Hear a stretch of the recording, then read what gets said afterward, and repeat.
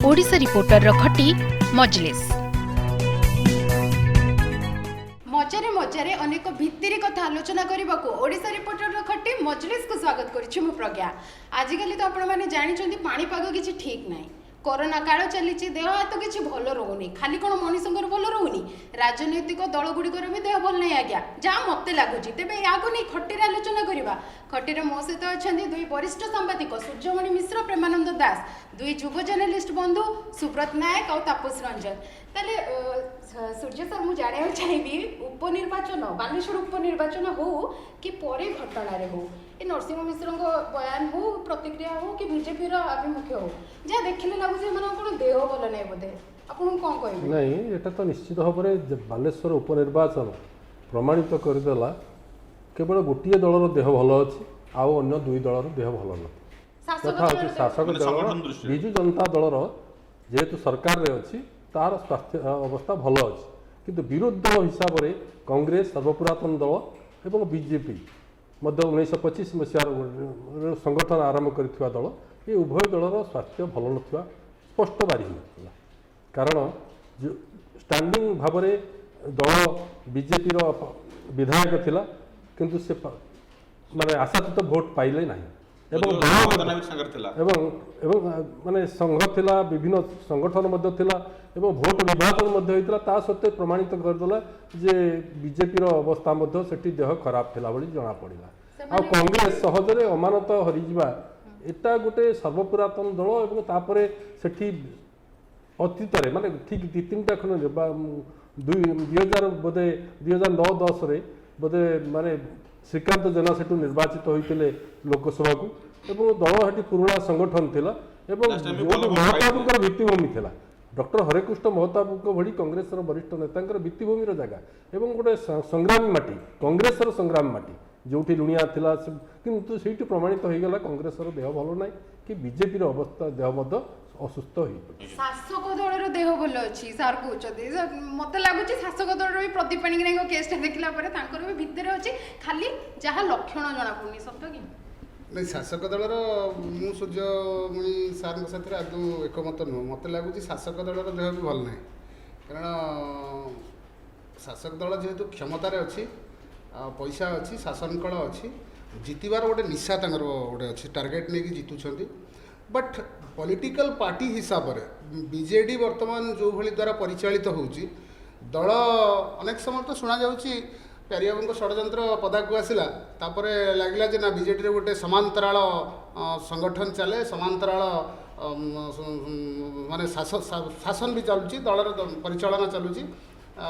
एबे एबे बहुत खबर आसुची एमिति तो जदि सब सूचना सत होते खूब शीघ्र बोधे मंत्रिमंडल गोटे अदल बदल होबार सूचना मिलूँ।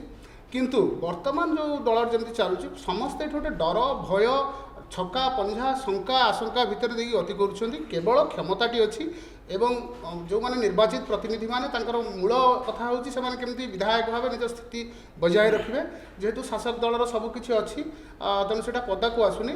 किंतु वर्तमान जो युव नहीं पदा को आसुनी जे किंतु स्वास्थ्य से मेंटेन करछंती 20 वर्ष है मेंटेन करी बर्तमान यंग माने ईयर मुख्यमंत्री तो 75 वर्ष बयस रे फिट अच्छी बोली आम कहवा ताले बीजेडी रो स्वास्थ्य अवस्था ठीक अच्छी।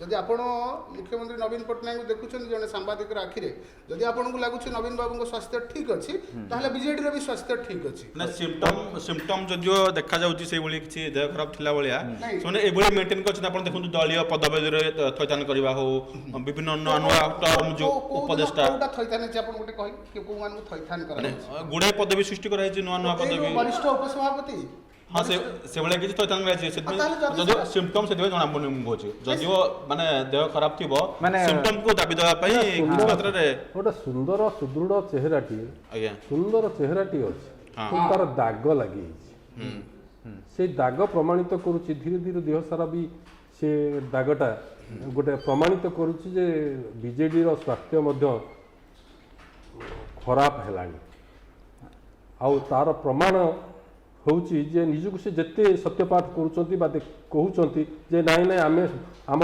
सुप्रीमो भल अछंती आम सुप्रीमो ठीक अछंती आमे ठीक अछु आम दल ठीक अछि आम दलर संगठनिक व्यवस्था ठीक अछि आम सांगठनिक शक्ति अछि किंतु माने गोटिए परे गोटिए घटना जो दलर जो माने विजु बाबू समय नेता थिले नवीन बाबूंकर अति अंतरंग बंधु थिले यथा देवाशीष नायक को ना को अणा जाई पारे मु अति पाखु देखी दिल्ली रे केंद्र मंत्री थिला बेले नवीन बाबू सेतबेले तांकर प्राइवेट सेक्रेटरी भाव में अति विश्वस्त भाव में परिचित थिले देवाशीष नायक एबे तांकर स्थिति केउथि एबे प्रदीप पाणिग्राही विषय एबे प्रदीप पाणिग्राही यह प्रमाणित करूची बीजेडी रे माने दाग लागिछि दाग माने चर्म रोग आरंभ हेलानी एटा कहली चर्म रोग बोली इतरे मो टिके जोड़ी भाई आपण जदी रघु महांती कथा देखिबे रघु महांती जन कह जाउतला ईएसआर लोक माने नवीन जहाँ कहते संसदीय व्यापार मंत्री खास लोक जन थे से भल पाती कि एमती चक्रव्यूह कर दिगला और रवींद्र जेना कांग्रेस रु आसला साइडलाइन हेले रघु महांती भाया जड़े नवीन अनुगत से आभास लगे जे बीजेडी कौटी ठिकना ना गोटे सेकंड आपन रखी नवीन बाबू जिते स्टलवार्ट नेता को विदा कले नलिन महांती हो कि जिते सब नेता से विदा कले जिते थर विदा कर आहरी स्ट्रंग होती स्वास्थ्य आहरी अधिक मजबूत होती से 112 आसुनी माने अधिक सीट्रे आसुनी फ्रॉम द जब हाथ छाड़े बीजेपी नेता बीजेपी कले किसी सिम्पटम देखा जाउची से रोगटी को सजड़िया बदल से अंगटी को काटी दिया जाउची जबले शरीर जो सुस्त को से सुस्त ना यार कारण होची विरोधी दल जो भूमिका पालन करबा कथा विरोधी दल पर प्रेम रे अछि शाश्वत चिरंतन अनकंडीशनल लव तो जणा पड़ जहा जणा पड़छि हाट घाट बाट तीनटा जंगर तांकर गोटे अघोषित मेंट चली जहाँ फल आपण गोटे राजनैतिक दल गोटे परिपक्वता थिबा दरकार राजनैतिक एजेंडा थिबा दरकार राजनैतिक चेतना थिबा दरकार राजनैतिक परिपक्वता थिबा दरकार किंतु विरोधी दल निकट रे जेमिति गोटे जणा पड़छि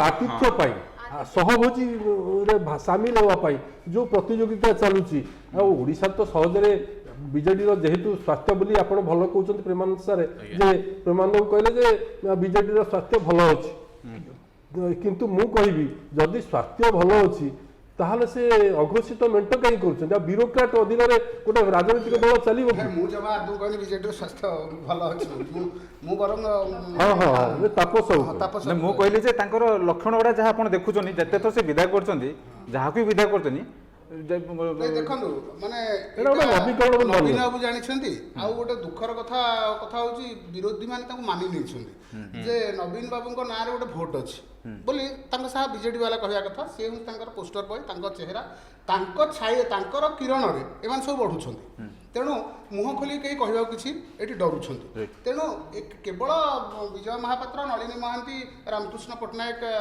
बा प्यारीमोहन महापात्र नुहति से जो मानक छेदुंट से निजक से निजर इमेज टाक बढ़ाई से केवल तार साहाय्य नौ किंतु प्रथम जोटा भाईना कहले श्रीयुक्त मिश्र कहले से एकमत जे विरोधी दल जहाँ करवा कथा से करना प्रथम ये गोटे सुंदर गेम धरी दिल्ली स्तरीय नेता मानक मैनेज कर तृणमूल स्तर लोक मैनेज कर समस्त मैनेज चलती आप दिल्ली ना दिल्ली नुह कली नुह कली से कलाकुड़ी आप गोटे बलांगीर जिलार गोटे उदाहरण दूसरी भाईना जानी आपण मैंने युवक लोक शुणी कि नहीं बलांगीर जड़े विरोधी दल प्रमुख नेता पुओ जड़े अति माने गोटे फार्म कर कुकुड़ा अंडा फार्म से विदेश ये बर्तमान ओपन फेड राज्य सरकार जो संस्थाटी सी एमती एक अघोषित चुक्ति कर बलांगीर जिलाव्यापी जो अंडा मिलूँ सब से नेता पुओर फार्म अंडा सुसंपर्क रही तेणु ये विरोधी दल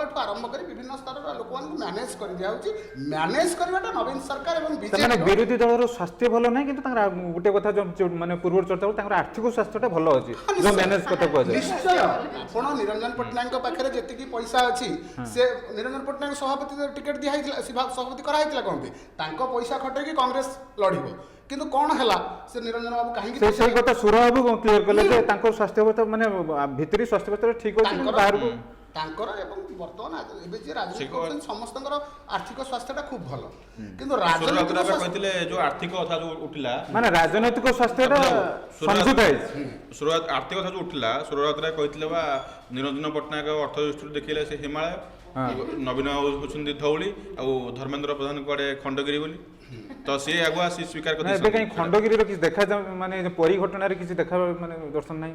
ଏବେ ବି ଶାସକ ଦଳ ବିରୋଧରେ 40%ରୁ ଅଧିକ ଭୋଟ ଶାସକ ଦଳ ବିରୋଧରେ ଅଛି, କିନ୍ତୁ ବିଜେପି ଗତ ନିର୍ବାଚନରେ ଯେଉଁ ପ୍ରଦର୍ଶନ କଲା, ବିଜେପି ତ ଆଶା କରାଯାଉଥିଲା ଅନ୍ତତଃ ପକ୍ଷେ 50ଟା ସିଟ୍ ପାଇଥାନ୍ତା, ଆଉ 50ଟା ସିଟ୍ ପାଇଥିଲେ ସେ ବିଜେପି ଛିନ୍ଛତ୍ର ହୋଇଯାଇଥାନ୍ତା ଭାଙ୍ଗି। କିନ୍ତୁ ବିଜେପି ଚାହିଁଲା ନାହିଁ ମୁଁ ଓଡ଼ିଶାରେ ଶାସନ ଅପୋଜିସନ ନାହାନ୍ତି କହୁଛନ୍ତି ଯେ ପ୍ରକୃତରେ ବିଜେଡିର ଦିଅ ବଳ ନାହିଁ ବୋଲି, ଯାହା ଆପଣଙ୍କ ମତ। ଖାଲି ବିଜେଡି ନୁହଁ, ତିନିଟା ଦଳ କିନ୍ତୁ ସବୁଠାରୁ ଅଧିକ ଭାବରେ ସବୁ ବିରୋଧୀ ଦଳକୁ ଭୂମିକା ନେବା କଥା ନଉନାହାନ୍ତି। ସେ ଦୁର୍ବଳ ଅବସ୍ଥା ଆସୁଛି ଆପଣଙ୍କ କଥାକୁ, କିନ୍ତୁ ଯଦି ଗୋଟେ ଶାସକ ଦଳର ଯୋଉଟା ଆମ ଯେ କ୍ଷମତା ଅଛି ଦୀର୍ଘ 2 ଦଶନ୍ଧି ଧରି, ତା ଯଦି ଦେହ ବଳ ନାହିଁ, ଲୋକଙ୍କୁ ଏତେ କେମିତି ପସନ୍ଦ ଆସୁଛି? ଲୋକଙ୍କ ସିମ୍ପଟମ୍ ଜାଣିପାରୁନାହାନ୍ତି ନା କ'ଣ? ଆପଣ ସେ ଭାଇନା କଥା କହୁଛନ୍ତି, ବିରୋଧୀ ଦଳକୁ ପ୍ରଥମେ ନେତା ଥିଲେ କିଏ? ଭୂପିନ୍ଦର ସିଂ। ତାଙ୍କୁ ବିଜେଡି ତାଙ୍କ ଅପଟକୁ ଆଣିଲା ହାରି। ସେ ରୋହିତ ପୂଜାରୀ ଥିଲା ଯୁବ କଂଗ୍ରେସ ସଭାପତି, ତାକୁ ଆଣିକି ଦିଆହେଲା। ସେଠି କ'ଣ ଗୋଟେ ମେସେଜ କ'ଣ ଗଲା ସାଧାରଣ ଲୋକଙ୍କୁ, ଯେ ଏଇଟା ଭୁଷୁଡ଼ି ପଡ଼ୁଛି ରେ, ବିଜେଡି ହିଁ ଏଠି ଗୋଟେ ମାତ୍ର ପାରିଲା ଦଳ, ଯୋଉଠି ଗଲେ ସେଟା ବି ସେଇ ସବୁ ବିରୋଧୀ ଦଳର କିଛି ନେତା ବି ସେଟା ମାନେ ତିଆରି କରିଛନ୍ତି। ଆପଣ ଦେଖିବେ, ଆପଣ ଥରେ ବିଜୁ ଜନତା ଦଳର ଚେହେରା ଉପରେ ଦେଖିବେ, ଆପଣ ତାଙ୍କର ଯୋଉ ପରିବାରର ସଦସ୍ୟ କିଏ ଆଉ ବିଜୁ ବାବୁଙ୍କର ଲୋକ କି ନବୀନ ବାବୁଙ୍କର ଲୋକ କମ ଅଛନ୍ତି। ଆପଣ ଦେଖିବେ ଗୋଟେ ଗୋଟେ ଉଦାହରଣ, ଆପଣ ଯେମିତି ସୁଭାଷ ସିଂ, ସିଏ କମ୍ୟୁନିଷ୍ଟ ଦଳର, ସେ ଆସିଛନ୍ତି। ଆପଣ ରାମଚନ୍ଦ୍ର ପଣ୍ଡା, ସେ ବିଜେପିରୁ ଆସିଛନ୍ତି। ଆପଣଙ୍କର ମାନେ ଶାରଦା ନାୟକ, ସେ କଂଗ୍ରେସରୁ ଆସିଛନ୍ତି। ଚିନ୍ମୟ ସାହୁ କଂଗ୍ରେସରୁ ଆସିଛନ୍ତି। ଆପଣ ତାଙ୍କର ଯେ ମିଡିଆ ମୁଖ୍ୟ ଅଛନ୍ତି ମାନସ ମଙ୍ଗରାଜ, କଂଗ୍ରେସ ଶିବିରରୁ ଆସିଛନ୍ତି। ଭୂପେନ୍ଦ୍ର ସିଂ ଆସିଛନ୍ତି। ଆପଣ ଅନୁପ ସାଏ ଆସିଛନ୍ତି।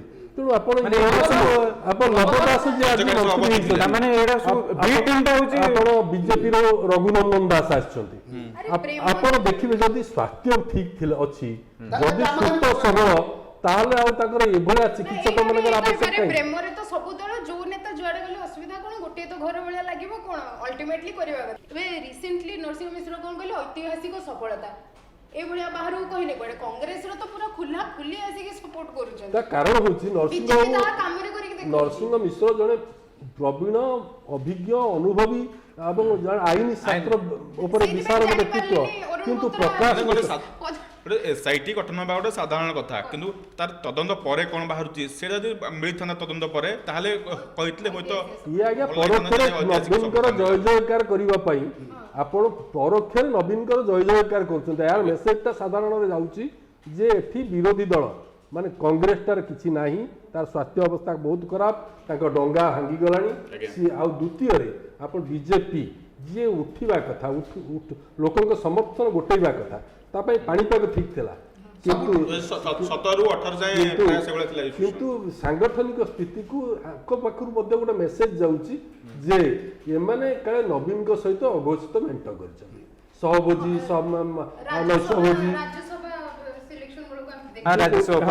ଗୋଟେ କଥା ଆପଣଙ୍କର ଦେଖିବେ, ଯୋଉଟା କି ଦେଖିଲେ, ତେଣୁ ଆପଣ ଦେଖିବେ ତିନିଟା ଦଳ ନା ମୋ କହିବା କଥା ନାହିଁ, ଏଇ ଯୋଉ ସ୍ୱାସ୍ଥ୍ୟ ଅବସ୍ଥା ଦେଖିଲେ ଓଡ଼ିଶାର ସ୍ୱାସ୍ଥ୍ୟ ଅବସ୍ଥା କୁଆଡେ ଯାଉଛି ବର୍ତ୍ତମାନ? ଓଡ଼ିଶାର ସ୍ୱାସ୍ଥ୍ୟ ଅବସ୍ଥା ଯେମିତି ସମସ୍ତଙ୍କର ସ୍ୱାସ୍ଥ୍ୟ ଠିକ ନାହିଁ, ଓଡ଼ିଶାର ସ୍ୱାସ୍ଥ୍ୟ କାହିଁ ସରକାର ରହିବା କଥା, ଏଟା ଦଳର ସରକାର।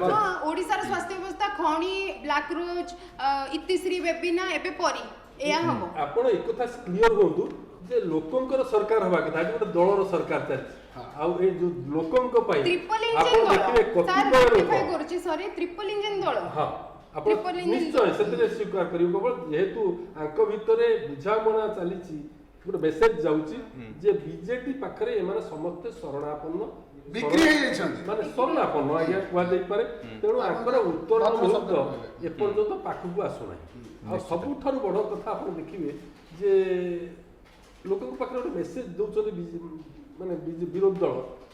ମୁଁ ପ୍ରଥମେ କହିବି କଂଗ୍ରେସର, ଯିଏ ବେଶୀ କହୁଛନ୍ତି ମାନ୍ୟବର ବିଧାୟକ ସୁରେଶ ରାଉତ ବା ଆପଣଙ୍କର ତାରା ବାହିନୀ ପ୍ରତି ହୁଅନ୍ତୁ ବା ପ୍ରଦୀପ ମାଝୀ ହୁଅନ୍ତୁ, ଆଙ୍କ କଥା ନ କହିବା କଥା, ନିରଞ୍ଜନ ବାବୁଙ୍କ କଥା ଆଉ ସୌମ୍ୟ ବାବୁଙ୍କ ପ୍ରବେଶ ଆଉ ନିରଞ୍ଜନ ବାବୁଙ୍କ କଥାରେ ଦମ କେତେ ଦୁର୍ବଳ, ତା ସେ କଥା ତାଙ୍କ ଦଳ ଭିତର ଲୋକମାନେ ଏଇ ସଦ୍ୟ ସମାପ୍ତ ମାନେ ଆପଣ ଯୋଉ ଘଟିଥିବା ଘଟଣା ପରିଘଟଣାରେ ପରିଘଟଣାରେ ପ୍ରକାଶ ମିଶ୍ର ଯଦି ନ କହୁଥାନ୍ତି ତାହେଲେ କେହି ଆଜି ଜାଣିପାରିନଥାନ୍ତେ। କେହି ସ୍ୱୀକାର କରନ୍ତୁ ନ କରନ୍ତୁ ସେମାନେ ମ୍ୟାନେଜ ହେଇ ଆସୁଛନ୍ତି। ଆଗକୁ ବି ବିଜେଡି ଆଉ ନବୀନ ବାବୁ ଥିଲା ଯାଏ ସେମିତି ହେଇ ଚାଲିବେ। ଆପଣ ଯେତେବେଳେ ବାଲେଶ୍ୱର କଥା କହିଲେ, ବାଲେଶ୍ୱରରେ କ'ଣ ହେଲା? ବିଜେପି ହାତ ଛଡ଼ା କଲା ଜାଣିଶୁଣି ନିଜ ଭିତରେ ପ୍ରତାପ ଷଡ଼ଙ୍ଗୀଙ୍କ ପ୍ରତିହାରକୁ ଚେକ୍ ଦେବା ପାଇଁ, ରୋକ ଦେବା ପାଇଁ ମାନେ ପ୍ରତାପ ଷଡ଼ଙ୍ଗୀ ତାଙ୍କ ପୁଅ ये जो समय चलती ताले ये राजनीतिक इतिहास रे ये गोटे महाजागतिक मुहूर्त आमे ताले देखुचे हम भाग्यवान ताले ନାଇଁ ମହାଜାଗ ପୁରୀ କେସରେ ବିନା ହଁ ନା ପୁରୀ କେସରେ ଯୋଉ ଆର୍ଥର ଲଢେଇ ଆରମ୍ଭ ହେଇଛି ତାହେଲେ ଏମିତି କେସରୀ ବେଳେ ବି ହେଇଥିଲା ଆଜ୍ଞା। ଯେତେବେଳେ ଖଣି ଦୁର୍ନୀତି ଶାହା କମିଶନ ବେଳକୁ ବି ଉପା ସରକାର ଥାଇକି ତ ଏବେ ସେତେବେଳେ କଂଗ୍ରେସ ଭାଷାରେ ଡବଲ ଇଞ୍ଜିନ मिलचु कड़े उभय बीजेपी कांग्रेस कथा हम कहि पारुने किंतु बीजेपी और बीजेडी रो जो देह खराब कथा कहा होची सेटा एबे टिके अधिक करे बिगड़िबार लागिची बाहर किन सिम्पटम जणा पड़नी ମାନେ ଅସିମ୍ପଟୋମେଟିକ୍ आगु किछि से ମାନେ କରୋନାରେ ଏଟା ଅସିମ୍ପଟୋମେଟିକ୍ କାହାର उभय बीजेडी और बीजेपी रे अंतर कन्नड़टा କଂଗ୍ରେସ ତ ଗଲାଣି। କଂଗ୍ରେସ କଥାଟା ଏଠି ଆପଣ ଉଠଉନାହାନ୍ତି। ହଁ। ଆମ ପାଖରୁ ଗୋଟେ ସୂଚନା ମିଳିଥିଲା ବର୍ତ୍ତମାନ ଗୋଟେ ପଶ୍ଚିମ ଓଡ଼ିଶାରେ ବିଜେଡିକୁ ଖୁବ୍ ଶୀଘ୍ର ଝଟକା ଲାଗିପାରେ। ପଶ୍ଚିମ ଓଡ଼ିଶାରେ ଯୋଉଟା କହୁଥିଲେ ବିଜୁ ବାବୁଙ୍କ ଅନୁଗତ ମାନେ କେହି ନାହାନ୍ତି ବା ନବୀନ ବାବୁଙ୍କ ଅନୁଗତ ମାନେ ନବୀନ ବାବୁଙ୍କର ଜଣେ ଲୟାଲ ଫ୍ରେଣ୍ଡ ଜଣେ ବା ସ୍କୁଲ ମେଟ୍ ଡୁନ୍ ସ୍କୁଲ ମେଟ୍ ଆପଣ ବୁଝିପାରୁଥିବେ। ବୋଧହୁଏ ତାଙ୍କର ଗୋଟେ ବଂଶଗତ ବିବାଦ ଥିଲା ଯୋଉଥିରେ କକା ପୁତୁରା ସେମାନେ ଲଢୁଥିଲେ ଅଲଗା ଅଲଗା ଦଳରୁ। ଗୋଟେ ଗୋଟେ ଜାଗାରେ ଗୋଟେ ବର୍ତ୍ତମାନ ସୂଚନା ମିଳୁଛି ଯେ ବୋଧେ କକା ପୁତୁରା ଏକ ହେଇଯିବେ କାରଣ ସେ ଅନିଶ୍ୱାସୀ ଫିଲ୍ କଲେଣି ଏଇ ଯୋଉ ପ୍ରଶାସକ ମାନଙ୍କର ଦାଉରେ। ସେ ପିଓର ପଲିଟିକାଲ ମ୍ୟାନ୍। ତେଣୁ ଆଜି ନୁହଁ ଆପଣ ଯେତେବେଳେ ଶ୍ରୀଯୁକ୍ତ ମିଶ୍ରଙ୍କର ଭଲ ଭାବେ ମନେ ଥିବ ବିଜୟ ମହାପାତ୍ରଙ୍କ ଘଟଣା ପରେ ଏଇ ପ୍ରସନ୍ନ ଆଚାର୍ଯ୍ୟ ଯିଏ ବର୍ତ୍ତମାନ ଅଛନ୍ତି ଏଇ ପ୍ରସନ୍ନ ଆଚାର୍ଯ୍ୟ ଏଇ ସିଂହଦେଓ ପ୍ରସନ୍ନ ପାଠଶାଣୀ ମିଶିକି ଭର୍ତ୍ତୃହରି ମହତା ମୁଖ୍ୟ ସଚେତକ କରିଥିଲେ ପ୍ରସନ୍ନ ଆଚାର୍ଯ୍ୟ ନେତା ହେଇଥିଲେ। ସେମାନେ ଗୋଟେ ଗ୍ରୁପ ଭାଙ୍ଗି ଦେବାକୁ ଚାହିଁଥିଲେ। ବିଜେଡି ଭାଙ୍ଗି ଦେବା ପାଇଁ ବହୁତ ସମୟରେ ବହୁତ ଉଦ୍ୟମ ହେଇଛି।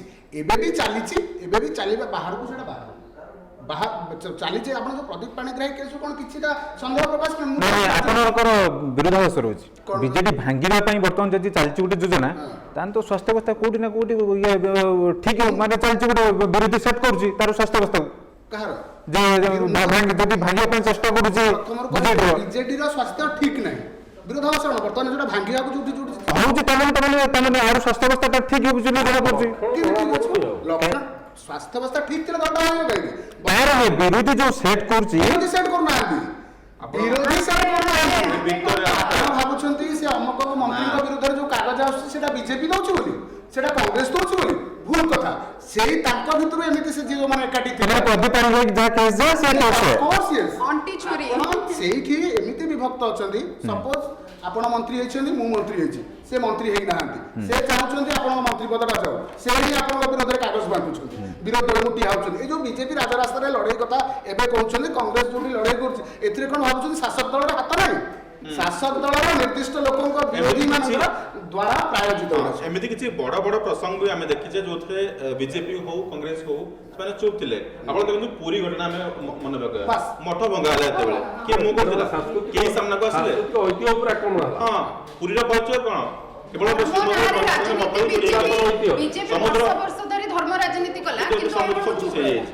ସମୁଦ୍ର ପର୍ଯ୍ୟଟନ ସବୁ କିଛି ହେଇଯାଇଛି। ସେଟା ଆକ୍ରମଣ ହେଇଛି କେହି କିଛି କହିଲେନି। ଯେତେବେଳେ ବଗଲା ଉପରକୁ ଆସିଲା, ଜମି କଥା ଆସିଲା, ଯୋଉଠି ଲାଭ କଥା ଆସିଲା ସେଠି ବିରୋଧୀ ଦଳ ଆସିଲେ ଏବଂ ସେଠି ହଙ୍ଗାମା ଚାଲିଲା। ତାପରେ କଣ ହେଲା? ତାପରେ ସେମାନେ ଭୁବନେଶ୍ୱର କୁଆଡେ ଆସୁଥିଲେ ବିରୋଧ କରିବେ ବୋଲି ସେଇଠି କୁଆଡେ ମ୍ୟାନେଜ ହେଇଗଲେ, ତାପରେ ପଛକୁ ଫେରିଗଲେ। ସେଠି ସରିଗଲା ସେଠି ପ୍ରସଙ୍ଗ, ନୂଆ ପ୍ରସଙ୍ଗ ପଳେଇ ଆସିଲା। ତା ଭିତରେ ପରିପ୍ରସଙ୍ଗ ଆସିଛି, ପାଣିଗ୍ରାହୀ ପ୍ରସଙ୍ଗ ଆସିଛି, ଆଉ ଗୋଟେ ନୂଆ ପ୍ରସଙ୍ଗ ଆସିବ, ପୁଣି ସେ ପ୍ରସଙ୍ଗ ବି ମରିଯିବ। ଆପଣ ଅତୀତରେ ଅନେକ ପ୍ରସଙ୍ଗ ଏଇଭଳି ଦେଖିଛନ୍ତି। ଯୋଉ ସିବିଆଇ ମାନେ ନବୀନ ସରକାର ଦୁର୍ନୀତିଗ୍ରସ୍ତ ଭଳି ଖଣି ଦୁର୍ନୀତିରେ ଶାହା କମିଶନ ରିପୋର୍ଟ ଦେଇଥିଲା, ଉପା ସରକାର ସିବିଆଇ ତଦନ୍ତ କରିପାରିଥାନ୍ତା, ଦବେଇ ଦେଲା। ପୁଣି ଇଏ ଚିଟଫଣ୍ଡରେ ମାଳ ମନ୍ତ୍ରୀ ଜଡିତ ଅଛନ୍ତି, ମାନେ ଚାହିଁଲେ ଆରାମସେ ଭାଙ୍ଗି ପାରିବେ ବିରୋଧୀ ଦଳ ଦୁଇ ଛାଡ଼ନ୍ତୁ, ବିଜେପି ଚାହିଁଲେ ଭାଙ୍ଗି ଦେଇ ପାରିଥାନ୍ତା, କିନ୍ତୁ ସେତେବେଳେ ସିବିଆଇ ଶୋଇଲା, ମଝିରେ ମାନେ ବାଉଳା ହେଲା ଭଳିଆ ଆସିକି କରୁଛି। ସେଇ ସିବିଆଇ କଣ ପରିକୁ ନ୍ୟାୟ ଦେବ? କେବଳ ଆପଣ ଦେଖିବେ ଗୋଟେ ବିବୃତିରେ ଖାଲି ଝଡ଼ ସୃଷ୍ଟି କରାଯାଉଛି, କିନ୍ତୁ ବାସ୍ତବରେ ବିରୋଧୀ ଦଳ ଯୋଉ ଭୂମିକା, ଯେ ଲୋକଙ୍କର ଅଧିକାର, ଗଣତାନ୍ତ୍ରିକ ଅଧିକାର କେମିତି ମାନେ ଉଲ୍ଲଂଘନ ହଉଛି, ଲୋକଙ୍କ ଉପରେ କେମିତି ବିରୋଧ କରିବ, ଯିଏ ଆଗେ ଭୁଲ କଥାଟାକୁ ପ୍ରମାଣିତ କରିବ ଯେ ସର୍ବଜନ ହିତାୟ ପାଇଁ ସରକାରଟା ଭାରି କଥା କହୁଥିଲେ, ସର୍ବଜନ ହିତାୟ, କିନ୍ତୁ କରିଛନ୍ତି କ'ଣ ନା କତିପୟ ଲୋକଙ୍କର ହିତରେ ଏ ସରକାର କାମ କରୁଛି।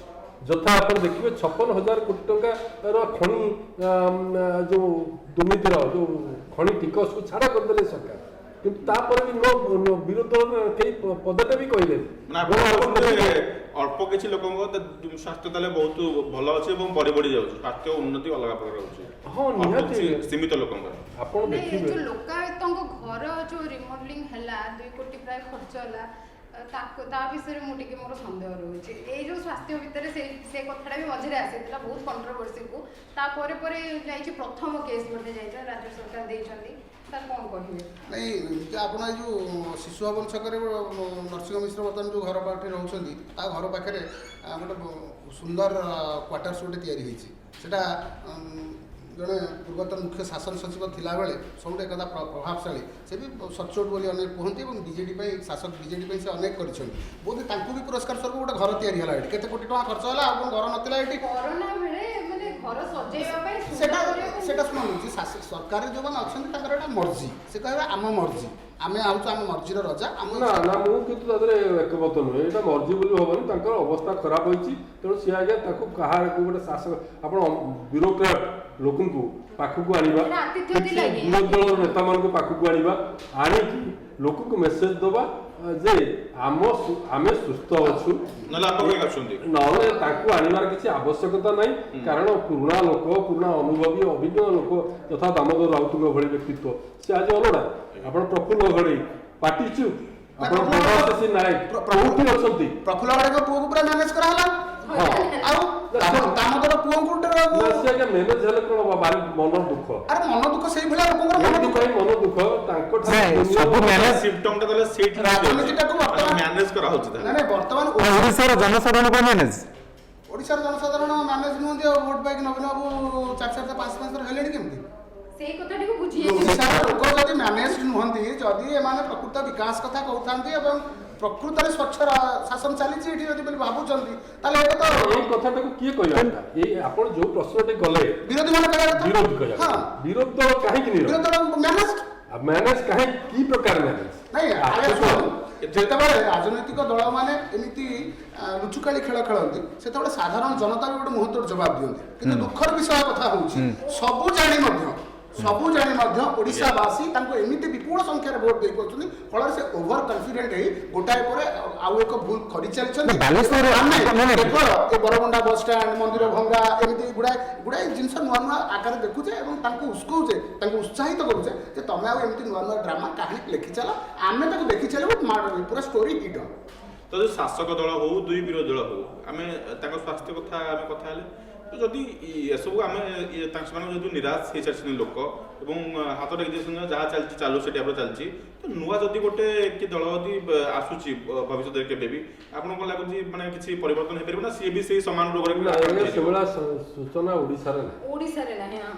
ଆଜ୍ଞା ଓଡ଼ିଶାରେ ଆପଣ ପଶ୍ଚିମବଙ୍ଗରେ ଦେଖିବେ, ଆପଣ ରାଜନୈତିକ ଗତ କିଛି ବର୍ଷର 3-4 ଦଶନ୍ଧିରେ ଆପଣ ଦେଖନ୍ତୁ, କଂଗ୍ରେସର ବିକଳ୍ପ ଭାବରେ ଲେଫ୍ଟ ପାର୍ଟିର ବାମ ସାମୁଖ୍ୟର ବିକଳ୍ପ ଭାବରେ ତୃଣମୂଳ କଂଗ୍ରେସ ଠିଆ ହେଇପାରିଲା। ନାଇଁ ଆପଣ ଦିଲ୍ଲୀ ଘଟଣା ଦେଖନ୍ତୁ, ଆପଣ ଦିଲ୍ଲୀ ଘଟଣା ଆନ୍ଧ୍ରକୁ ଦେଖନ୍ତୁ, ଆପଣ ଏଠି ଦେଖନ୍ତୁ ମହାରାଷ୍ଟ୍ର ଯୋଉଟା କଂଗ୍ରେସର ଗଡ଼ ଥିଲା ସେଠି ମଧ୍ୟ ଆପଣ ଦେଖନ୍ତୁ। କିନ୍ତୁ ଓଡ଼ିଶା ଆଜ୍ଞା ଓଡ଼ିଶାର ରାଜନୈତିକ ସଚେତନତା ଜାଗରଣ ତିଆରି କରିବା ପାଇଁ, ରାଜନୈତିକ ଯେଉଁ ହତିଆରଟାକୁ ବ୍ୟବହାର କରିବା ପାଇଁ ଯେଉଁ ପାଣିପାଗ ଦରକାର, ତାହାକୁ ରାଜନୈତିକ ନେତୃତ୍ୱ ବିଶେଷ କରି ବିରୋଧୀ ଦଳ। ତାହେଲେ ଆପଣ କହୁଛନ୍ତି ତାହେଲେ ଦିହ ବି ଭଲ ନାହିଁ, ତାହେଲେ ପାଣିପାଗ ବି ଭଲ ନାହିଁ? ମାନେ ଆଦୌ ଭଲ ନାହିଁ ଆଜ୍ଞା, କିନ୍ତୁ ପାଣିପାଗ ଭଲ ଥିଲେ ଆପଣ ଦେଖନ୍ତୁ ବହୁତ ସମୟରେ ବିଭିନ୍ନ ପ୍ରକାର ନାଁ ନେଇକି ବିଭିନ୍ନ ପ୍ରକାର ବାତ୍ୟା ଆସୁଛି, ଝଡ଼ ଆସୁଛି, ଏମିତି ଆପଣ ଅନୁମାନ କରିପାରିବେନି। ଆପଣ ପାଣିପାଗ ବିଶେଷଜ୍ଞ ହେଇଥିଲେ ବି ମୁଁ କହିବି ଯେ ଆପଣ ଅନୁମାନ କରିକି କହିପାରିବେନି ଏ ଆସନ୍ତା ମାସରେ କି ଝଡ଼ ଆସିବ, ସେ ଝଡ଼ର ନାମକରଣ କ'ଣ ହବ, ଆଉ ସେ ଝଡ଼ ଦ୍ୱାରା କେଉଁଝର ଯିବ କି ଯାଜପୁର ଯିବ କି ଆପଣ ଭଦ୍ରକ ଯିବ, କୋଉ ଲୋକ ହେବେ, ତାମାନେ ତାଙ୍କ ଘର ମାନେ କଂଗ୍ରେସ ଘର ଆହୁରି ଭାଙ୍ଗିଯିବ କି ବିଜେପି ଶିବିର ଆଉ ଛାତ୍ର ହେଇଯିବ ବା ବିଜେଡିର ଯୋଉ କିନ୍ତୁ ସଂଖ୍ୟାକୁ ସୃଷ୍ଟି ହେଲାଣି ନା ନାହିଁ, ଭାଙ୍ଗି ଯାଇପାରେ। ସେ ଯାହା କଥା କହୁଛନ୍ତି ଯେ କୌଣସି ଗୋଟେ ଝଡ଼ ଆସିବାର ସେ ଭାଇନା ଯୋଉଟା କହୁଛନ୍ତି ଭାଇନା ତ ପ୍ରଥମେ ମାନେ ନୈରାଶ୍ୟ ନିରାଶା ପ୍ରକଟ କରୁଥିଲେ। ଆପଣ ଆଶାବାଦୀ ନା ନାହିଁ? ନାଇଁ ନା ବର୍ତ୍ତମାନ ସେ ଯୋଉ ଲାଷ୍ଟକୁ କହିଲେ ସେଇଥିରୁ ହିଁ ଆଶା ଅଛି। କୋଉ? ଝଡ଼ ଯେତେବେଳେ ଆସେ ପୂର୍ବ ସୂଚନା ନ ଦେଇକି ଆସେ। ହଁ ସେଇଟା ଆମେ ତ ଦିଲ୍ଲୀରେ ଦେଖିଲୁ ସେ ଘଟଣା। ନିଶ୍ଚୟ କେଜରିୱାଲଙ୍କର କଣ ସତ୍ତା ଥିଲା? ମୁଁ ଟୋଟାଲି ଅପଟିମିଷ୍ଟିକ, ମୁଁ ପୁରା ଟୋଟାଲି ଅପଟିମିଷ୍ଟିକ। Yes. ମାନେ କେବଳ ଜଣେ ସାମ୍ବାଦିକ ହିସାବରେ ନୁହଁ, ଜଣେ ସଚେତନ ନାଗରିକ ହିସାବରେ ମୁଁ ସମ୍ପୂର୍ଣ୍ଣ ଆଶାବାଦୀ ଯେ ଏଇ ଯୋଉ ଲୀଳା ଖେଳା ଚାଲିଛି କଣ ଏଟା ମିଲି ଭଗତର ରାଜନୀତି, ଯଦି ଅବଶ୍ୟ ଯଦି କିନ୍ତୁ କହିବାକୁ ପଡ଼ିବ ଯଦି ଏ କଂଗ୍ରେସ ବିଜେପି ଆଉ ବିଜେଡି ବାଦ ଯଦି କିଛି ନନ୍ ପଲିଟିକାଲ ପିପୁଲ सोशल स्तर में एकाठी होई किसी निर्दिष्ट एजेंडा नहीं ठिया हेबे हुए तो 5-10 वर्ष भितर समय लागि पर हम कहूची हुए तो 5-10 वर्ष भितर अरविंद केजरीवाल भली इतिहास रखिबार समस्त लोक ओडिसा रे कहନ୍ତି ठीक अच्छी भाई ना ओडिशा भी हरेकृष्ण महताब थे, ओडिशा भी बिजू पट्टनायक थे, ओडिशा भी मनोज दास जन्म होती, ओडिशा नहांती बोली नुह समय चाहिए समय अनुसार देखी ना लोक गोटे कथा भाई ना आपको कहूँ जिते नवीन पट्टनायक आसिले से गोटे नुआ संभावना लेकिन आसते चिराचरित पारंपरिक राजनीतिर ऊर्ध्वे आप राजी हो पारती कहीं लोक भल पाइले ना ये बिजुर पुओ जी एपर्यंत क्षमता राजनीति साथ आदौ नथिले प्रूफ दैट सेटा को प्रमाणित करबा पाई नवीन बाबू जो माने पोखत राजनेता को काटी काटी लोकों का आशाटा को जिणी छथि 2009 परे एठी जो लोकों जो आशाटा थिला 2 थर निर्वाचन परे से आशा धीरे धीरे मौलिबार लागि छि आ किए कहबो जे एथर इलेक्शन भी भगवान करंतु सेम किछ अघटन न होय इलेक्शन पूर्वरु भी जे कोनोसी मुहूर्त रे कोन हबो एटा कहि हबो काहे ना एमिति किछ स्थिति निहाती राजनीति रे गोटे समय सूचना देबे जे सौम्य रंजन प्रधान कर उत्तर हां हां सौम्य रंजन प्रधान को बड़ी गोटे युवा नेता निश्चित तो से तो चैलेंज से नॉन पॉलिटिकल हां नॉन पॉलिटिकल कहले मो सके मन स्वाधीन लास्ट सत्य मो निया जदि तांकरी भली 10-25 जण बाहरी पारिबे निश्चित लोक विश्वास को देला बळा व्यक्ति पास मु गोटे जा भाईना मु भाबुची कहीं विरोधी प्रति ओडिशावासी आस्था प्रकट करना तार कारण हूँ ये मास लीडर अभाव विरोधी और कांग्रेस जो लोक मैंने प्रेस विवृत्ति जारी करुँच टीवी आ कैमेरा आगे देखुं कौन वार्ड मेंबर टे जितबार भी क्षमता ना एक कथाटा अंततपक्षे राजनीति को जो 20-25 वर्ष है देखुचे सपोज एठी जे टीवी रे खाली बसी कहि दउछ ताकू तो ता एरिया रे जाउ ना ता तो गोटे निर्दिष्ट निर्वाचन मंडली ता पे नै एता के सृष्टि होय के ଏବଂ ଯେ ମୁଖ୍ୟମନ୍ତ୍ରୀ ହବ ବୋଲି ଯେ ବି ନିଜକୁ ପ୍ରୋଜେକ୍ଟ କରୁଛି ତା ନିକଟବର୍ତ୍ତୀ ଲୋକମାନଙ୍କର ବି ସେଇଭଳିଆ କନଷ୍ଟିଚୁଏନ୍ସି ନଥିବା ଲୋକ ହିଁ ରହୁଛନ୍ତି ତେଣୁ ତେଣୁ ଲୋକ ଏପଟେ ବିରୋଧୀଙ୍କ ଉପରେ ନିରାଶା ଭାବଟା ବି ବିଜେଡି ଶାସକ ବିଜେଡି କୋଟି ସୁହାଇଛି हुए तो कही हबनी अब आउट कथा हो जे आउट मेसेज जाउ जे ये होचन जत्ते जहा को दो मैनेज की केतबा द फोन चेंज करी पळा जाउतन ये कथा हो कांग्रेस जेमिति नवीन बाबू को सम्मान सह जहां से कहला हां करथला पीसीसी से कमलनाथ को धरि से बारंबार चेंज करंती बीजेपी पक्षरु भी सेम साधारण लोक को मेसेज जाउ जे तमे एडी जत्ते पहाड़ को दिले कोन हो तमर तो सेठी वोट डाल तम हाईकमांड के शरण रे पहुंचुंदी मंत्री आछुंदी से तो नवीन को सर्टिफिकेट दे चलछंदी आपणकर एमती गोटे कांग्रेस सरकार जो फास्ट जो कांग्रेस सरकार था केन्द्र में कांग्रेस नेतृत्वाधीन उपा सरकार से नवीन बाबू गोटे मेसेज देले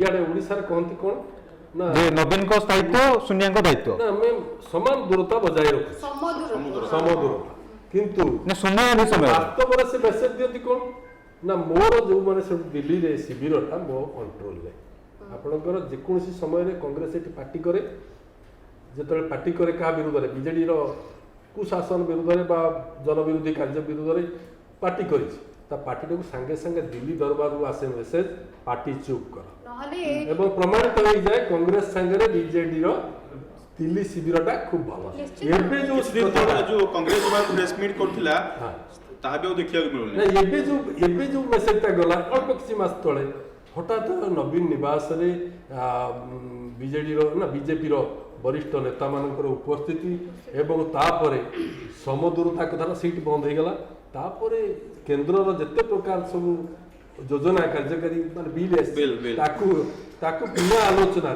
गोटे मात्र निर्देश समर्थन दियो तेणु एटी शासक माने शासक दलर भूमिका କ'ଣ ସେଇଟାକୁ ଆପଣ ଦେଖନ୍ତୁ ମାର୍କ କରନ୍ତୁ। ତେଣୁ କଂଗ୍ରେସ ଆଉ ବିଜେପି ଉଭୟ ତାଙ୍କର ଦୁଇ ହାତର ମୁଠାରେ ରହିଛନ୍ତି। ଏଇ କଥାଟା ମେସେଜ ଯାଉଛି କୋଉଠିକି ସାଧାରଣ ଲୋକଙ୍କ ପାଖରେ, ଫଳରେ ବିରୋଧୀ ଦଳ ଦୁଇଟି ଯାକ ବୃହତ ବିରୋଧୀ ଦଳ ଘରେ ଘରେ ଦୁର୍ବଳ ହେଇଛି। ପହଞ୍ଚେଇବା କଥା କି ମୁଖ୍ୟମନ୍ତ୍ରୀ ଗୋଟେ ଥର ଜେରାର ସମ୍ମୁଖୀନ ବି ହେଇସାରିଛନ୍ତି ସିବିଆଇ ଦ୍ୱାରା, ଏ କଥାର ଲାଭ କାହିଁକି ନେଲାନି ବିରୋଧୀ ଦଳ? ଆପଣ କୁଆଡ଼େ ଗଲା ସେ ପ୍ରସଙ୍ଗ? ସେ ପ୍ରସଙ୍ଗ ହିଁ ରହିଯାଇଛି। କୋଲ ଆବଣ୍ଟନ ଦୁର୍ନୀତି କଥା ଯେତେବେଳେ ଆସିଥିଲା ଘରେ ପହଞ୍ଚେଇବା କଥା ବିରୋଧୀ ଦଳର କର୍ତ୍ତବ୍ୟ ଥିଲା କି ତୁମ ମୁଖ୍ୟମନ୍ତ୍ରୀ ସିବିଆଇ ଦ୍ୱାରା ଜେରା ହେଇଛି, ପହଞ୍ଚେ କାହିଁ ଆପଣ 20 ବର୍ଷ ଶାସନ ଭିତରେ ଅପବୃଷ୍ଟିର କଳଙ୍କ, ପିଲା ଛୁଆର କଳଙ୍କ, ମନରେଗାର ଦୁର୍ନୀତି, ଗାଁ ଗଣ୍ଡାରେ ଆପଣ ଦେଖିବେ ବିନା 10,000 ଟଙ୍କା ନଦେଲେ ସବୁଠୁ ବଡ଼ ପ୍ରସଙ୍ଗ ଜାପାନୀ ଏନସେଫାଲାଇଟିସରେ ମାଲକାନଗିରିର 100 ପିଲା ପ୍ରାୟ ମରିଗଲେ। କୋଭିଡ ବେଳରେ ସ୍ୱାସ୍ଥ୍ୟ ବିଭାଗର ଯୋଉ ଦୁର୍ନୀତି କଥା ଆସିଲା, ସ୍ୱାସ୍ଥ୍ୟ ଅବ୍ୟବସ୍ଥାର କଥା ଆସିଲା, ରୋଗୀ ଚିକିତ୍ସାଳୟକୁ ଯାଉ ଯାଉ ତାକୁ କେହି ଛୁଇଁଲେନି ମରିଗଲେ, ଏଇ ଯୋଉ ଅବ୍ୟବସ୍ଥା ଯୋଉ କଥା ତାକୁ ତ ପ୍ରସଙ୍ଗ କରାଯାଇଥିଲା। ଲୋକାୟୁକ୍ତ ବିଚାର କରିବେ ପ୍ରଦୀପ ବାବୁଙ୍କ କଥା, କିନ୍ତୁ ହେମନ୍ତ ଶର୍ମାଙ୍କ କଥା କରିବେନି। ଏଇ ଯୋଉ ପ୍ରକାର ଏଇ ଯୋଉ ମେସେଜଟା ଯାଉଛି ଆଜ୍ଞା, ସାଧାରଣ ଲୋକ ସେଥିପାଇଁ ହତୋତ୍ସ ହୋଇଛନ୍ତି ଯେ ବିରୋଧୀ ଦଳଟା ମାନେ ପୁରା ଦୁର୍ବଳ ଏବଂ ରୋଗଗ୍ରସ୍ତ ଏବଂ ସେ ଯେମିତି ଗୋଟେ ମାନେ ଯେମିତି ଦେବାଳିଆ ହେଇଯାଇଛନ୍ତି, ମାନେ ଖାଲି ତ ଦେହ ଖରାପ ନୁହେଁ ଦେବାଳିଆ ହେଇଯାଇଛନ୍ତି। ଏଇ ଯୋଉ ମେସେଜଟା ଯାଇଛି ଦଳଟେ ଅଛି ବୋଲି ଫର୍ମାଲିଟି। ତେଣୁ ଆଜ୍ଞା ବିରୋଧୀ ଦଳ ଯଦି ବିଜେପି ଏବଂ କଂଗ୍ରେସ ଉଭୟ ଦଳ ଯଦି ଲୋକଙ୍କ ପାଖରେ ବିଶ୍ୱାସକୁ ପୁଣି ଥରେ ବିଶ୍ୱାସ ଜିତି ପାରିବେ, ତାହେଲେ ହୁଏ ତାଙ୍କର ଶକ୍ତି ବଢିପାରେ, ତାଙ୍କ ରୋଗରୁ ମୁକ୍ତ ହୋଇପାରନ୍ତି। ସେଇଟା ବି କେମିତି ଅବସାର କହିବା କଥା ନାହିଁ। ମାନେ ଗୋଟେ ମନକୁ ଆସୁଛି ଚାରିଆଡେ ତ କୁହା ହଉଛି କି ବିଜେଡି ଶାସକ ଦଳ ଯିଏ କିଏ ତାମିଲ ବାବୁଙ୍କ ହାତରେ ଅଛି ବୋଲି, ତାଙ୍କୁ ପୁଣି ଯୋଉ ଓଡିଆ ଭାଷା ଯେ ବୁଝିବା ପ୍ରୋବ୍ଲେମ ହବ, ସେଇଥିପାଇଁ ଏଇ ଦୁଇ ଦଳ ପ୍ରଭାରୀ ବି ରଖିଦେଲେ ଦକ୍ଷିଣୀ ଲୋକ। ଶୁଣନ୍ତୁ, ଯେହେତୁ ଗୋଟେ ଏଟା ଜାତୀୟ ଦଳ, ତେଣୁ ତାଙ୍କର ପ୍ରଭାରୀ, କିନ୍ତୁ ଆମ ଭିତରେ ସାଧାରଣ ଗୋଟେ ମେସେଜ ଯାଉଛି ଯେ କଂଗ୍ରେସର କ'ଣ ଆଉ କେହି ପ୍ରଭାରୀ ହେଇପାରିନଥାନ୍ତେ ଅଲଗା କୋଉ ରାଜ୍ୟରୁ, କ'ଣ ସେ ତାମିଲନାଡୁରୁ ଆସିଲେ? ଏଇ ଯୋଉ କଥାଟା ଗୋଟେ କ'ଣ ହେଇଛି ବୋଧେ ଭିତରେ ଗୋଟେ ରହସ୍ୟ ଅଛି କି? ପୁଣି ବିଜେପିର ବି ସବୁ ତାମିଲ ସେଇ ଯୋଉ କଥା ନା, ବିଜେପି ଆପଣ ଦେଖନ୍ତୁ, ବିଜେପି କଂଗ୍ରେସ ଗୋଟେ ଜାତୀୟ ଦଳ, ସିଏ କାହାକୁ ପ୍ରଭାରୀ କରିବେ ସେଟା ଜାତୀୟ ସ୍ତରରୁ ଆସିବ, ସେଟା ସତ୍ୟ। କିନ୍ତୁ ପ୍ରସଙ୍ଗଟା ହଉଛି ଯେ କଂଗ୍ରେସ ଯୋଉ ମାନେ କଥାଟା କହୁଛି ଯେ ଆମେ ବିଜେପି ସତରେ ହେଇଛି କଣ ଏମିତି କଣ ଆପଣ ଯେମିତି ମାନେ ମାନେ କଥା ରଖୁଛନ୍ତି, ଯେମିତି ଚେଲା କୁମାରକୁ ନିଯୁକ୍ତି କରୁଛନ୍ତି ନବୀନ ପଟ୍ଟନାୟକ। ଆମେ ଏ କଥା କହୁନି, ଏ କଥା ଆଜ୍ଞା ମୁଁ କହୁନି କି ଆପଣ କହୁନାହାନ୍ତି। ଆପଣ ଯେତେବେଳେ ଜୟଗଡ଼ ଜେନା ଆଜ୍ଞା ହଟିଗଲେ ସେତେବେଳେ ସିଏ ଆଜ୍ଞା କହିଥିଲେ ନବୀନ ପଟ୍ଟନାୟକ ହଟେଇଦେଲେ ମତେ ଆଜ୍ଞା ଦିଲ୍ଲୀରେ କଥା ହେଇକି ହଟେଇ ଦେଲେ ନବୀନ। ତେଣୁ ମୁଁ କହୁନି କି ଆପଣ କହୁନାହାନ୍ତି କି ଭାଇ କହୁନାହାନ୍ତି ସୁବ୍ରତ କହୁନାହାନ୍ତି କି ମ୍ୟାଡାମ କହୁନାହାନ୍ତି, କଂଗ୍ରେସ ଯାହା ସଂକେତ ଆସୁଛି ଯେଟା ସେମାନେ ସ୍ୱୀକାର କରୁଛନ୍ତି ଆଜ୍ଞା, ଆମେ କହୁନାହାନ୍ତି କି। ଓଡ଼ିଶାରେ ହଉ କି ଜାତୀୟ ସ୍ତରରେ ହଉ କଂଗ୍ରେସ ବର୍ତ୍ତମାନ ଅପ୍ରାସଙ୍ଗିକ। ପ୍ରସଙ୍ଗଟା ବିଜେପି ପାଖରେ ଥିଲା। ବିଜେପି ଓଡ଼ିଶାରେ ଯେଉଁ ପ୍ରକାର ମାନେ ପଦକ୍ଷେପ ଯେଉଁ ଷ୍ଟାଣ୍ଡଟା ନେଉଛି ସେଇଟା ମୋତେ ଲାଗୁଛି ଆଗକୁ ବିଜେପି ତାର ପରିଣାମ ଭୋଗିଲେ ଆଶ୍ଚର୍ଯ୍ୟ ହେବାର କିଛି ନାହିଁ, କାରଣ ସେଇଟା ତାର ନିଜର କ୍ଷତି କରୁଛି। ଏବଂ ଅବଶ୍ୟ ଏବେ ନୁହଁ, ଆଡ଼ଭାନୀଙ୍କ ବେଳୁ ନବୀନ ବାବୁଙ୍କ ପ୍ରତି ଗୋଟେ ତାଙ୍କର ସ୍ୱତନ୍ତ୍ର ଦୁର୍ବଳତା ଥିଲା। ତାଙ୍କ ପାଇଁ ସେମାନେ ତ ବଢ଼ିଛନ୍ତି ଆଉ ବିଜେପି ବାଲା ହିଁ ବଢ଼ିଛନ୍ତି। ପ୍ରମୋଦ ମହାଜନଙ୍କ ସମୟରେ କଂଗ୍ରେସ ସମର୍ଥନ ମୁଁ କିନ୍ତୁ ଏଇ କଥାରେ ଟିକେ ଆପଣଙ୍କ ସହିତ ଭିନ୍ନ ମତ ଦେବି ଯେ ଏଇଟା ହେଉଛି ବିଜେପିର ରଣନୀତି। ବିଜେପି ଜାଣିଛି ରାଜ୍ୟସଭାରେ ତାର ସଂଖ୍ୟା ନାହିଁ, ତେଣୁ ବିଜେପି ଭଳି କିଛି ଦଳକୁ ସେ ନିଜ ହାତକୁ ନେବା ପାଇଁ ଏଭଳିଆ କଥା କରିପାରେ। କିନ୍ତୁ ଏହା ଦ୍ୱାରା ଯେ ଓଡ଼ିଶାରେ ତାଙ୍କ ଦଳର ସ୍ଥିତି ଆହୁରି ତଳକୁ ଖସୁଛି, ଏଇ କଥା ଦେଖିବାର ଅଛି। ମାନେ ଆପଣଙ୍କର ରଣନୀତି ହେଇଥାଇପାରେ, କିନ୍ତୁ ଏଥର ଗତ ଇଲେକ୍ସନଟା ଗୋଟେ ଏମିତି ଗୋଟେ ମେସେଜ ଦେଇଛି, ଆପଣ 40ଟାରୁ 50ଟା ଆସନରେ ଭୋଟ ବ୍ୟବଧାନଟା 1000, 1500, 2000, 4000 ରହିଛି ମ୍ୟାକ୍ସିମମ୍। ଆଚ୍ଛା ଷ୍ଟଲୱାର୍ଡ 10,000, 11,000 ଭିତରେ ଜିତିଛନ୍ତି। ପ୍ରଦୀପ ମହାରଥୀ ହୁଅନ୍ତୁ, XYZ ରେୟାର 40-50,000 ରେୟାର କହୁଛନ୍ତି ଆପଣ ଯେ ବିଜେଡିର ଭୋଟ ହାରଟା ହ୍ରାସ କରୁ ଚାହୁଁନାହାନ୍ତି ସରକାର କରିବାକୁ। ପଞ୍ଚାୟତ ନିର୍ବାଚନ ବିଜେଡିର ବି ଦେହ ଖରାପ, ବିଜେଡିର ଦେହ ସମ୍ପୂର୍ଣ୍ଣ ଖରାପ। ଆପଣ କାହିଁକି ଏପର୍ଯ୍ୟନ୍ତ ବହୁତ ନିର୍ବାଚନକୁ ଯାଇନି ବିଜେଡି? କାହିଁକି ପଞ୍ଚାୟତ ଇଲେକ୍ସନକୁ ଡରୁଛି? ଛାତିରେ ହାତ ମାରି କହିପାରିବ ଭୁବନେଶ୍ୱର, ରାଉରକେଲା, ପୁରୀ ଦଖଲ କରିବେ ବୋଲି? ଭୟ ଗୋଟେ ରୋଗ ନା? ହଁ ନିଶ୍ଚୟ, ଭୟଟା ସବୁଠୁ ବଡ଼ ରୋଗ। କରୋନାଟାକୁ ରୋଗ କିଏ କଲା? ସେ ଭୟ ସୃଷ୍ଟି କରିଦେଲେ ନା ବିଜେପି ଆଉ କଂଗ୍ରେସର ନାହିଁ ନା, ସେ ଭୟର ଶିକାର ହେଇନା ହେଇଥିବେ। ବିଜେଡିରେ ବି ଅଛି, ବିଜେପି ହଁ ସେମାନଙ୍କ ଅବସ୍ଥା ହଉଛି ହାରି ଯାଇଥିବା ଲୋକର କି ଅଛି ନାଇଁ ଜିତିଲେ ଜିତିଲେ ନହେଲେ ନାହିଁ। ଏଇଟା ଗ୍ଲାନି ବି ଗୋଟେ ରୋଗ। ହଁ, ନିଶ୍ଚୟ ତା ଯାବତୀୟ ମୋ ପରାଜୟର ଗ୍ଲାନିରେ ବି ଗ୍ଲାନିଟାକୁ ତାହେଲେ ଯାବତୀୟ ଚିହ୍ନଟ କଲେଣି। ହଉ ଠିକ ଅଛି, ସେଟା ବି ହଉଛି, ସେଟା ବି ଗ୍ରହଣ କରିବାକୁ ପଡିବ ଆମକୁ। ବିଜେପିରେ ରୋଗ ଅଛି। ବିଜେପି ଭୟ କରୁଛି କାଳେ ସିଏ ହେଇଗଲେ, ଧର୍ମେନ୍ଦ୍ର ହେଇଗଲେ ମୁଁ କଣ କରିବି, ଆଉ ସିଏ ଅପରାଜିତା ହେଇଗଲେ ଆମେ କଣ କରିବୁ, ଏମିତି ଗୋଟେ ରୋଗ ଅଛି ନା ଆଉ। କିନ୍ତୁ ସେଇଠି ଗୋଟେ ଏଟା ତାଙ୍କ ଘର ବେପାର କଥା, Insecurity. ଏଟା ତାଙ୍କ ଘରୋଇ ବେପାର। ତେଣୁ ଆମେ ସେମାନେ ସମସ୍ତେ ଆଜ୍ଞା ଏଇଟା ଗୋଟେ ବଡ଼ ଦୁଃଖର କଥା ହେଉଛି ରାଜନୈତିକ ଦଳମାନେ ସେମାନଙ୍କ ଦଳର ରାଜନୈତିକ ଆଚରଣଟାକୁ ତାଙ୍କ ଘର କଥା ବୋଲି ହିଁ ଭାବୁଛନ୍ତି। ଆମ ଇଚ୍ଛା ହେଲେ ଆମେ ବିରୋଧ କରିବୁ ନା ନାହିଁ ନା, ଆଉ ତମେ କିଏ? ଗତ ଥର ଇଲେକ୍ସନରେ କ'ଣ କହିଲେ ନା ଏଠି ଧର୍ମେନ୍ଦ୍ର ଅସୁବିଧା କରୁଛି, ସେ ଆମେ ତଳେ ବିଜେଡ଼ିକୁ ଦିଅ ଉପରେ ବିଜେପିକୁ ଦିଅ, ମୋଦି ଜିତନ୍ତୁ। ହଁ ଏ ଭାଇ କଂଗ୍ରେସର ସେ ଭାଇ ବିଜେଡି। ତେଣୁ ଆଜ୍ଞା ମାନେ ମେଣ୍ଟ କରିବା ଆପଣ ଯୋଉ ଭାଇଙ୍କ କଥା କହୁଛନ୍ତି ସେମାନେ ମତେ ଆଉ ସେ ଭାଇଙ୍କ କଥା ନୁହଁ, ସମସ୍ତେ ତ ସବୁ ଭାଇ ତ ଏଠି ଏପଟେ ବିଜେଡିରେ ସେପଟେ କଂଗ୍ରେସରେ, ନହେଲେ ନାହିଁ ବିଜେପିରେ। ଆଉ କ'ଣ ବିଜେଡି କଂଗ୍ରେସ ହେଇନଥିଲା କି ଦୁଇ ଛାତ୍ର ନେତା ଏକାଠି ସ୍ୱାମୀ ହେଇନଥିଲେ? ସ୍ତ୍ରୀ ଅଛନ୍ତି, ଆପଣ ଭାଇ କଥା କହୁଛନ୍ତି। ସ୍ୱାମୀଙ୍କ ଏପଟେ ବିଜେପିରେ, ସ୍ତ୍ରୀ କଂଗ୍ରେସରେ ସେଇଭଳିଆ ସିଚୁଏସନ୍ ହଉଛି। ଆଉ ଭାଇ ତ ଆପଣ ଏଇ କଥା କହୁଛନ୍ତି ଯେ ଗ୍ଲାନି ଗୋଟେ ରୋଗ। ହଁ ମାନ କଣ କହିଲେ? ଭୟ ଗୋଟେ ମୁଁ ରୋଗ। କହିଥିଲି ପ୍ରେମ ଗୋଟେ ରୋଗ। ସେଇଟା ବୋଧେ ପ୍ରେମଟା ବୋଧେ କମି ଯାଇଛି, ପ୍ରେମ ପ୍ରେମର ଧାରାରେ ବନ୍ଦ ହେଇଛି। କାରଣ ଇଏ ଯୋଉ ଧାରାଟା ଅଲଗା ପ୍ରକାର ଭାବରେ, ମୁଁ ଭାବୁଛି ଗ୍ଲାନି ରୋଗ ମାନେ ଆପଣ ଭୟ ଆଉ ଗୋଟେ ଆସକ୍ତିଟା, ସେଟା ପ୍ରେମ। ହଁ ପ୍ରେମ ଆସକ୍ତି, ପ୍ରେମର ଆସକ୍ତି। ହେଇଗଲେ ଟିକେ ଆସକ୍ତିଟା ତ ସବୁଠୁ ବଡ଼ ରୋଗ। ସେଟା ତାହେଲେ ଯାହା ଜଣା ପଡୁଛି ମାନେ ଶାସକ ଦଳ ସମେତ ବିରୋଧୀଙ୍କୁ ବି ଯାବତୀୟ ରୋଗରେ ମାନେ ଆକ୍ରାନ୍ତ। ଶାସକ ଦଳଟା ଟିକେ ସଫାସୁତୁରା ହେଇକି ଉପରକୁ ନିଜକୁ ଚେଷ୍ଟା କରୁଛି, ଡେଲି ପାଉଡର ମାରିକି ପଳେଇ ଏ ଆସିଛି। ରୋଗରୁ ମୁକ୍ତି ପାଇଁ ବାଟ କଣ ଆପଣ କଣ ଭାବୁଛନ୍ତି? ସୌମ୍ୟରଞ୍ଜନ ପ୍ରଧାନଙ୍କ ଭଳି ମୋ ମତରେ ଆପଣ କଣ ଭାବୁଛନ୍ତି? ନା ଏ ରୋଗର ମୁକ୍ତି ଅଛି। ଆପଣ ଦେଖନ୍ତୁ ବିହାରରେ ଦେଖନ୍ତୁ ତେଜସ୍ୱୀ ଯାଦବ, ଯୋଉଟା ଆପଣ କହୁଛନ୍ତି କେତେବେଳେ ବି ଝଡ଼ ଆସିପାରେ, 31 ବର୍ଷ ତାର ବୟସ, ସେ ତାରି ପାଇଁ ହିଁ ପ୍ରଧାନମନ୍ତ୍ରୀ ବାରମ୍ବାର ଆସିଲେ ହଉଛି ବିହାର ରାଜନୀତିଟା ଭିନ୍ନ। ତେଜସ୍ୱୀ ଯାଦବ ଯୋଉ ଭୋଟ ଉପରେ ଗୋଟେ ନିର୍ଦ୍ଦିଷ୍ଟ ଭୋଟ ବ୍ୟାଙ୍କ ଉପରେ ଠିଆ ହେଇଛି, ଯେ ତେଜସ୍ୱୀ ଯାଦବର କ୍ୟାରେକ୍ଟରଟା ସେ ଭୋଟଟାକୁ ଏକ୍ସିକ୍ୟୁଟ୍ କରେ। ଆଜି ଆମେ ଏଠି ଆଲୋଚନା କଲା ବେଳେ ଆମେ ଖାଲି ଦଳର ରୋଗ ବା ଦଳର ଯୋଉ ଦେହ ଖରାପ ତାକୁ ପ୍ରସଙ୍ଗ କରିବା ସହିତ ଯୋଡ଼ିବାକୁ ପଡ଼ିବ ଓଡ଼ିଶାର ରୋଗ ସମ୍ପର୍କ, ଓଡ଼ିଶାର ଲୋକ। ହଁ ତାକୁ ଯୋଡ଼ିବାକୁ ପଡ଼ିବ। ତାହା ଯୋଡ଼ିକି ଯିଏ ତା ଉପରେ ଏକ ବିପ୍ଳବ ବା ଜାଗରଣ ତିଆରି କରିପାରିବ, ମୁଁ ଭାବୁଛି ତାପରେ ହୁଏତ ଲୋକ ଜାଣିବେ। ଆପଣ ତ ସଦାବେଳେ ବିପ୍ଳବୀ, ଆପଣ ସେମିତି ବିପ୍ଳବୀ କଥା ନୁହେଁ, ମୁଁ ଖବର କାଗଜରେ କାର୍ଯ୍ୟ କରୁଥିବା ମଣିଷଟେ ହିସାବରେ ମୋର ଯାହା ଅନୁଭବଟା କହିଲି। ନାଇଁ ଆପଣ କହୁଛନ୍ତି ସତେ କିଏ ଯିବ ବୃନ୍ଦାବନ ଯାଇ ସ୍ଥାନ ପାଇବ, ସେମିତି କହିପାରିବେ ନା। ମୋର ମତାମତ ହଉଛି ଯେ କୂଳ ଖାଉଛି। ଗୁଡ୍, ଶାସକ ଦଳର କୂଳ ଖାଉଛି। ଆପଣ ସ୍ପଷ୍ଟ କହୁନାହାନ୍ତି, ଡରିଗଲେ ଆପଣ ନୁହଁ। ମାନେ ଭୟରେ ନାହିଁ, କଥାଟା ହଉଛି କୂଳ ଖାଉଛି।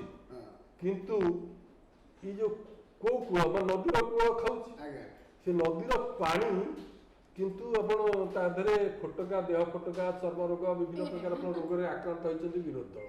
ସିଏ ଆଜ୍ଞା ଭଲ ହେଇପାରୁନାହାନ୍ତି। ଆଉ ସେ ଭଲ ହେଲେ ସିନା କୂଳ ଖାଇଲେ ତାକୁ ସେ ଜଗିବେ।